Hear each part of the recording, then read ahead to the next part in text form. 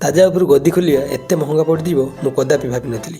सकाଳେ सकाळे चा ब्रेड खाइबा इच्छा है बोली क्षीर ब्रेड आने तलक चलू आणिकी फाइनाली रूम रे पहुँची गलु।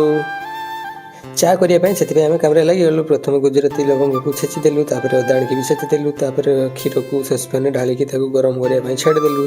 गरम हो आसला से लुण लंका सरी सरी चीनी आ अदा को पकईदेलु। फुटिया छाड़देलु। देखला बेलू भिड करने चक्कर एठार क्षीर टे पड़ जाता है। मुझे शुणी क्षीर टे पड़े एक शुभर संकेत ताहा जानी खुशी हो गलु। पारुट सेकिया प्रथम पाना पारुट को नहीं आसते गैस को जलाई देते से भर कैमेरा वाला भाई आम पहुंची जाते गोटे वीडियो क्लिप ने चक्कर जरटी को छिड़ी हो एक दुई तीन करके पारुट सब गोटे गोटे पकईकी पूरा सेकी देलु। फाइनाली आम पारुट सेका कंप्लीट हो जाए। ब्रेड क्षीर खाई सारा शक्ति हो गति को उल्लैवा चेष्टा करते ठाकुर को सुरक्षित जगह रखते खोलते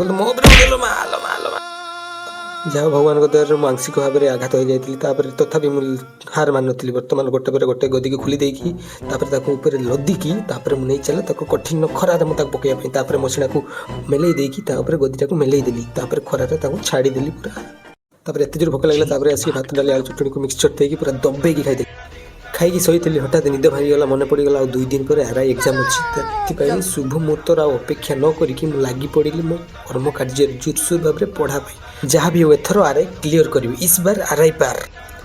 आजिका भिडियोटी एति जदि भल लगी सब्सक्राइब निहाती करेंगे। रोचे जय जगन्नाथ।